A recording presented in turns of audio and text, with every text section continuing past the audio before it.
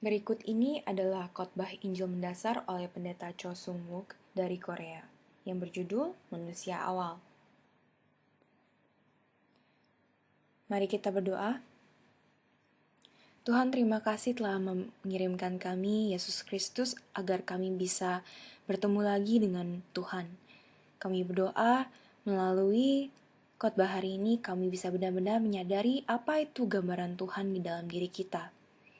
Kami berdoa bahwa ketika kami mendengarkan khotbah ini, kami bisa membuka pintu hati kami dan juga benar-benar dibimbing oleh Roh Kudus. Kami berdoa semua ini dalam nama Yesus Kristus.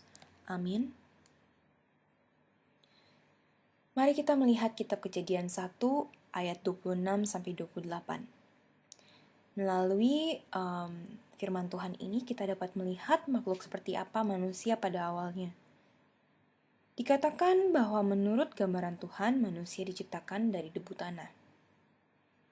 Dalam kitab Kejadian 2 ayat 7, Tuhan Allah membentuk manusia dari debu tanah dan menghembuskan nafas hidupnya ke dalam hidungnya. Demikianlah manusia itu menjadi makhluk yang hidup.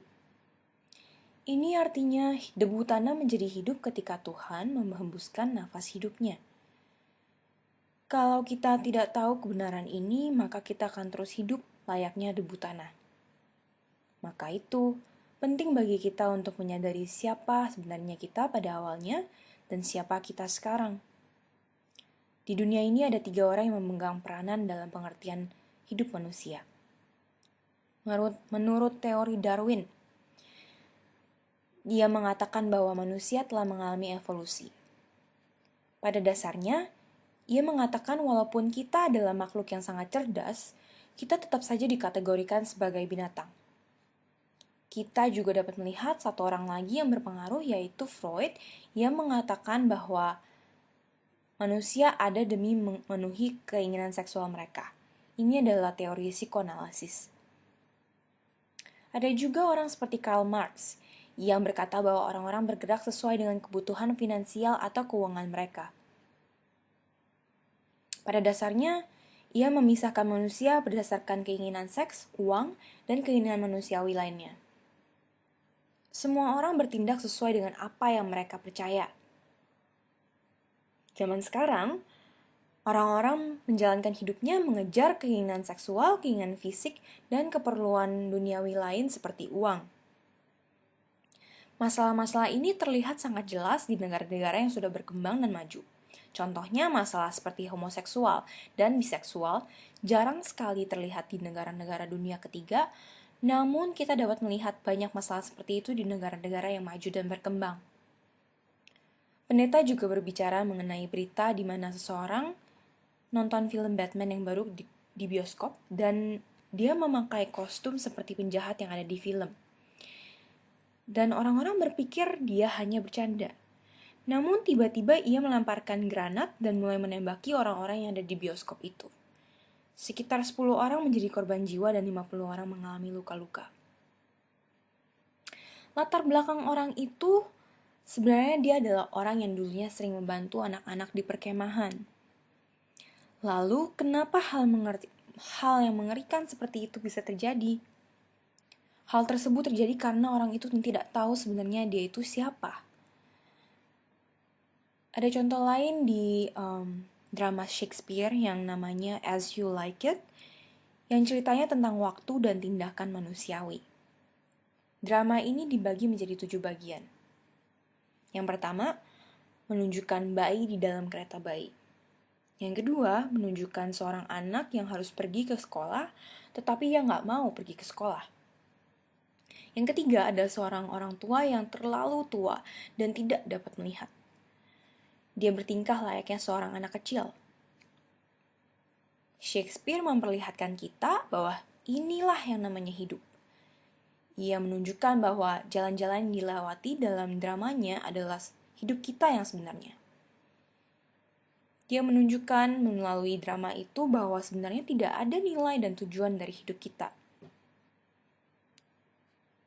Lalu, dahulu juga ada orang yang cukup masyhur di Cina dan orang ini berkata, Marilah kita pikirkan rakyat dan proses mereka hidup sampai usia 100 tahun. Bukankah ada 50 tahun untuk seseorang hidup bekerja keras? Di sini ia menghitung selisih usia tua dan usia muda. Lalu marilah kita menghitung waktu yang kita habiskan untuk makan dan tidur. Bukankah artinya kita memiliki 25 tahun untuk hidup dengan tekun? Lalu marilah kita menghitung waktu yang kita habiskan dalam kekhawatiran, kesakitan, dan masalah-masalah kita. Dengan begitu kita hanya memiliki 10 tahun untuk hidup dengan tekun. Berarti hidup itu yaitu menjalankan 10 tahun itu dengan mengetahui betapa pentingnya waktu itu. Agar kita bisa meninggalkan sesuatu yang berharga di dunia ini sebelum kita mati. Lalu apa nilai kehidupan dan hidup yang sebenarnya? Marilah kita lihat kembali dalam kitab Kejadian 2 ayat 7. Hidup itu seperti setitik debu. Kita hidup layaknya debu tanah yang kotor. Intinya, kita menjalani hidup yang tidak berharga seperti debu tanah, namun hanya ketika Tuhan menghembuskan nafasnya, yang adalah nafas kehidupan, barulah kemudian manusia tercipta. Mengetahui arti dari manusia diciptakan menurut gambaran Tuhan, itu sangatlah penting. Orang-orang hidup sesuai dengan apa yang mereka percaya. Jika Anda percaya bahwa manusia diciptakan dalam gambaran Tuhan, Anda pun akan menjalani kehidupan yang berbeda. Jika Anda tidak dapat menyadari dan mempercayai kenyataan tersebut, maka Anda akan hidup sesuai dengan dunia ini yang intinya mengatakan bahwa hidup tidak ada tujuannya, dan kita hidup sebuah hidup yang tidak berharga. Kita memang debu tanah, namun karena Tuhan memberikan kita nafas kehidupan, kita telah menerima kehidupan yang sebenarnya, dan kita telah diciptakan oleh Tuhan. Walaupun dari luar kita terlihat tidak berharga seperti debu tanah, Alkitab dengan jelas mengatakan bahwa kita diciptakan menurut gambaran Tuhan. Jadi, sangatlah penting bagi kita untuk mengetahui kenyataan ini.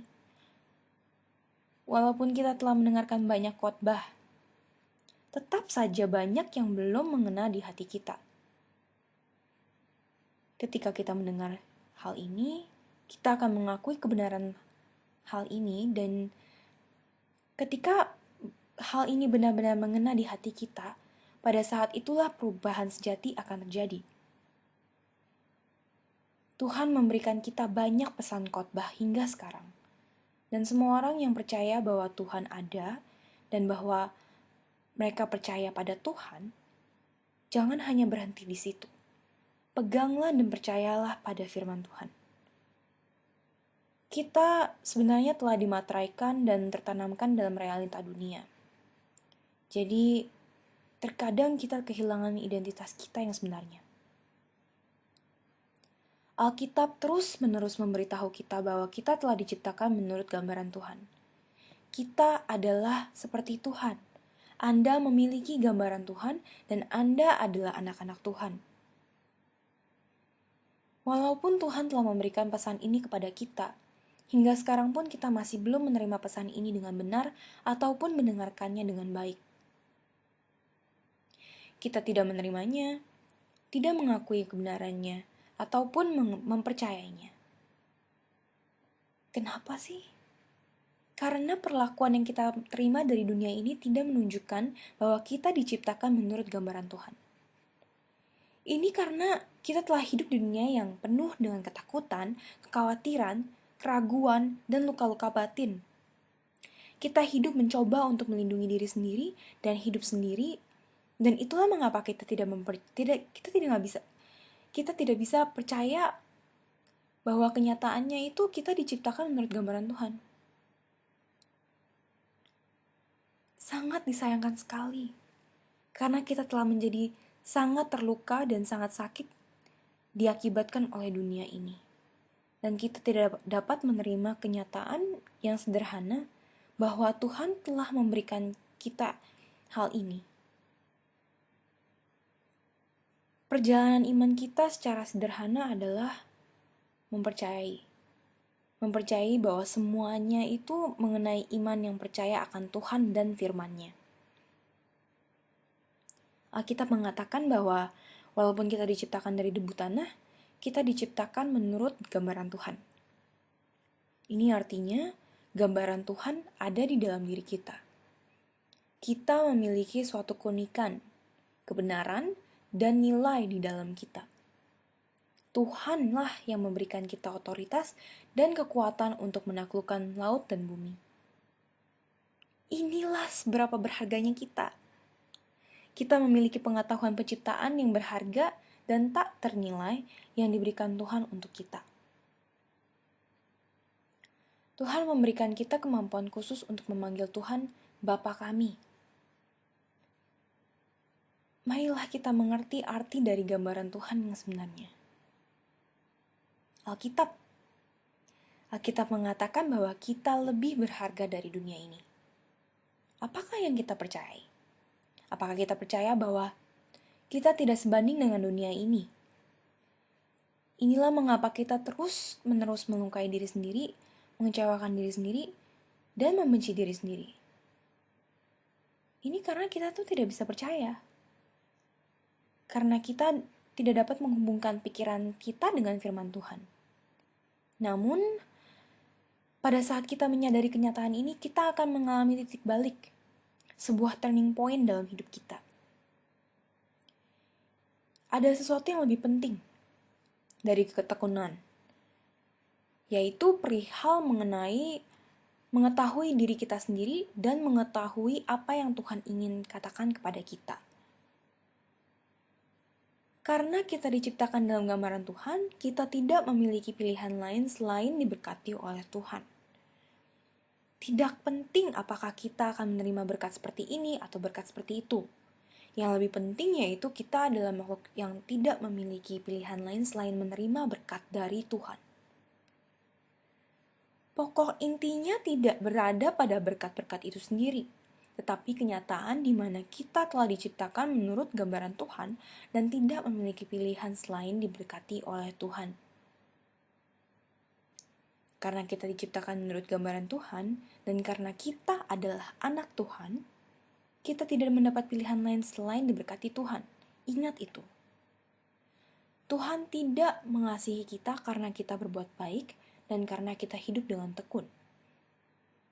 Namun, Ia mengasihi kita karena Ia mengasihi anaknya, dan kita adalah anak-anak Tuhan. Kita lahir untuk dikasihi oleh Tuhan. Jangan jatuh percaya menurut naluri emosi Anda. Percayalah pada ini menurut firman Tuhan. Bukankah masuk akal bahwa Tuhan telah memberikan kita berkat terbesar di dunia ini dalam Alkitab Kejadian 1 ayat 28. Kejadian 2 memberikan kita berkat Eden dan memberikan kita berkat perjanjian. Walaupun isi dari perjanjian sangat penting, mengetahui bahwa Tuhanlah yang memberikan kita perjanjian tersebut lebih penting. Ini adalah suatu berkat besar untuk memiliki perjanjian dengan Tuhan. Tuhan memberikan kita berkat untuk memiliki sebuah keluarga. Pada dasarnya, Tuhan sudah memberikan kita semua berkat yang Ia dapat berikan kepada kita. Kenapa? Karena kita diciptakan melalui gambaran Tuhan. Sebelum kita selesai dengan khotbah ini, kita harus bisa memilih antara dua hal ini. Apakah benar bahwa aku benar-benar berasal dari debu tanah? Atau apakah aku benar-benar gambaran Tuhan? Jika Anda tidak benar-benar menerima anugerah bahwa kita telah diciptakan menurut gambaran Tuhan, maka Anda akan hidup terus-menerus sebagai debu tanah saja. Walaupun kita telah menerima keselamatan, kita tetap hidup seperti debu tanah. Kita tidak mempunyai cita-cita, tujuan, penjelasan, ataupun kebenaran dalam hidup kita, dan kita hidup seperti debu tanah. Kita tidak mengasihi anak-anak kita karena mereka berkelakuan baik selama hidup mereka kan? Atau karena mereka baik terhadap kita saja? Kita mengasihi anak-anak kita karena mereka adalah anak-anak milik kita. Jadi Tuhan mengasihi kita karena kita adalah anak-anak Tuhan. Pada Yesaya 43 ayat 1 dikatakan, "Tetapi sekarang beginilah firman Tuhan yang menciptakan engkau, hai Yakub, yang membentuk engkau, hai Israel. Janganlah takut, sebab aku telah menebus engkau. Aku telah memanggil engkau dengan namamu, dan engkau ini kepunyaanku." Dan pada Yesaya 43 ayat ke-7, semua orang yang disebutkan dengan namaku yang kuciptakan untuk kemuliaanku, yang kubentuk dan juga kujadikan. Jadi keberadaan kita sendiri adalah kemuliaan Tuhan. Sama halnya seperti keberadaan anak adalah kemuliaan orang tuanya. Semoga kita bisa percaya dan membuang semua pikiran lama kita. Jadi hasilnya itu tergantung dengan apa yang kita miliki. Contohnya, jika pikiran kita penuh dengan ketidakpercayaan, maka hasilnya adalah ketidakpercayaan. Jika kita penuh dengan hal-hal kegelapan, maka kita akan mengatakan hal-hal yang berhubungan dengan kegelapan. Saya berdoa agar kita bisa membuka mata kita berlebar-lebar. Pada Yesaya 43 ayat 21 dikatakan, "Umat yang telah kubentuk bagiku akan memberitakan kemasyuranku." Ya, kita adalah orang-orang yang telah diciptakan oleh Tuhan agar kita dikasihi. Dan benar, Tuhan benar-benar menyayangimu. Dan hal ini sangat terbukti dari awal sampai akhir Alkitab. Coba buka Yeremia 31 ayat 3. Dari jauh Tuhan menampakkan diri kepadanya. "Aku mengasihi engkau dengan kasih yang kekal, sebab itu aku melanjutkan kasih setiaku kepadamu." Zefanya 3 ayat 17. Tuhan Allahmu ada di antaramu, sebagai pahlawan yang memberi kemenangan. Ia bergirang karena engkau dengan sukacita, ia membaharui engkau dalam kasihnya. Ia bersorak-sorak karena engkau dan dengan sorak-sorai. Yeremia 31 ayat 20. Anak kesayangankah gerangan Efraim bagiku, atau anak kesukaan? Sebab setiap kali aku menghardik dia, tak putus-putusnya aku terkenang padanya. Sebab itu hatiku terharu terhadap dia, tak dapat tidak aku akan menyayanginya. Demikianlah firman Tuhan.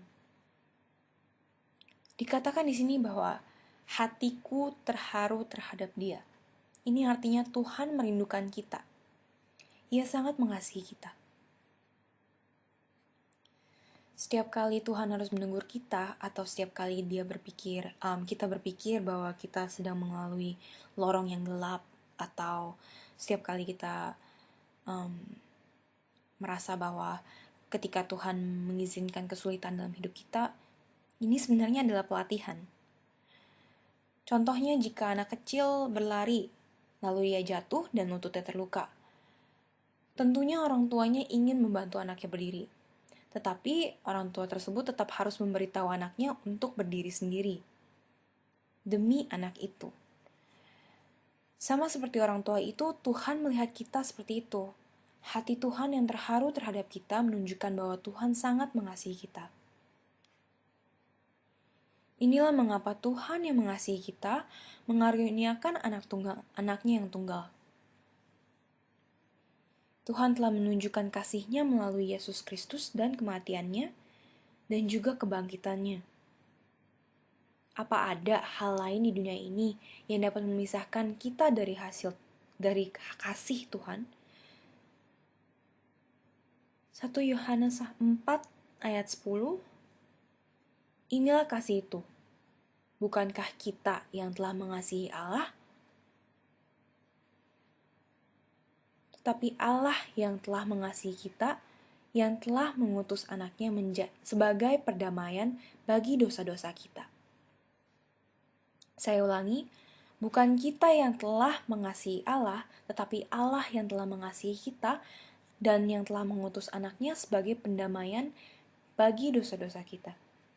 Setiap saat sampai selama-lamanya, Tuhanlah yang dahulu mengasihi kita. Tuhan tidak mengasihi kita karena kita mempersembahkan diri kita kepadanya, namun Ia mengasihi kita karena kita adalah ciptaannya.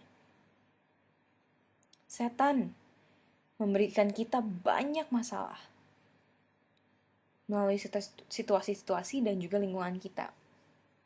Setan memberikan kita banyak masalah supaya hidup kita itu menjadi sulit. Akan tetapi rencana licik mereka itu tidaklah seberapa hebat sebenarnya. Apa yang setan lakukan semuanya semata-mata demi kita kehilangan fokus atas hal-hal yang paling penting. Seorang penulis terkenal di Korea mengatakan bahwa kesadaran kecil lebih berharga dari pengetahuan yang luas. Jadi, daripada menerima banyak khotbah, yang lebih penting yaitu kesadaran yang benar-benar mengena pada hati dan pikiran kita. Kita harus menyadari bahwa kita adalah umat Kristiani yang sejati, bahwa kita adalah anak-anak Tuhan.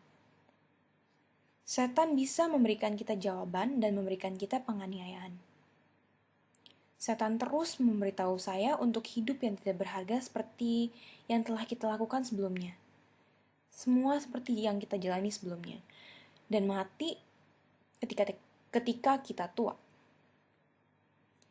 Ia tidak ingin kita sadar betapa berharganya hidup kita. Benar nggak? Ia juga mengatakan kepada para penjadi narkoba, "Kamu pikir kamu berharga untuk hidup dunia ini? Mati aja secepatnya." Itulah yang dikatakan setan. Sama seperti suara-suara setan yang berbicara pada pecandu narkoba tersebut untuk menjatuhkan mereka, setan juga mencoba untuk mengatakan kepada kita hal yang sama. Dia berkata, "Lihatlah dirimu sendiri. Kamu tahu betul betapa kotor dan menjijikan masa lalumu itu.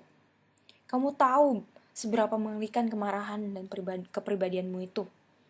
Segala dari dirimu kotor seperti debu tanah. Kamu akan hidup layaknya debu tanah dan mati seperti debu tanah. Bagaimana mungkin kamu adalah gambaran Tuhan? Di mana kamu bisa menemukan gambaran Tuhan di dalam dirimu? Kamu akan selamanya hidup seperti ini dan kamu akan mati seperti itu juga." Ini adalah bisikan setan. Marilah kita benar-benar menyadari bahwa Alkitab dengan jelas mengatakan manusia itu diciptakan Tuhan menurut gambarannya. Ini adalah sesuatu yang harus kita pegang, dan kita harus mempertaruhkan hidup kita untuk terus berpegang pada kenyataan ini. Kebenaran yang harus kita pegang yaitu kenyataan bahwa Yesus adalah Kristus. Kita dapat memulihkan gambaran Tuhan di dalam diri kita dan hubungan kita dengan Tuhan hanya melalui nama Yesus Kristus.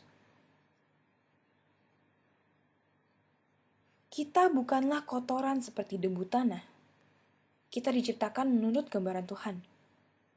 Kita adalah orang-orang yang dengan pasti dikasihi oleh Tuhan.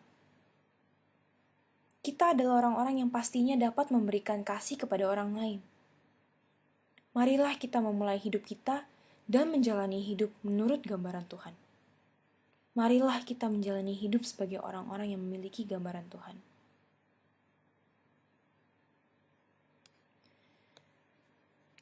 Sekian khotbah untuk hari ini. Marilah kita berdoa. Ya Bapa di surga, terima kasih ya Tuhan telah menciptakan kita menurut gambaran Tuhan. Dan bahwa melalui Yesus Kristus kami bisa bertemu lagi dengan Tuhan, dan melalui Yesus Kristus kami bisa memulihkan gambaran Tuhan di dalam diri kami. Kami berdoa ya Tuhan, bahwa segala strategi-strategi setan yang mengatakan bahwa kami adalah debu tanah dan kami harus hidup layaknya debu tanah, hal-hal tersebut bisa hancur di dalam nama Yesus Kristus, agar kami bisa berpegang kepada kenyataan bahwa kami adalah orang-orang berharga yang telah diciptakan menurut gambaran Tuhan. Bahwa nafas kehidupan Tuhan telah masuk dalam hidup kita dan kita telah hidup akibatnya, dan karena itulah hidup kami sangat berharga. Jadi biarlah kami mempertaruhkan hidup kita agar kami bisa hidup berpegang pada kenyataan ini dan tidak dibohongi lagi oleh setan. Kami berdoa atas hal ini dalam nama Yesus Kristus. Amin.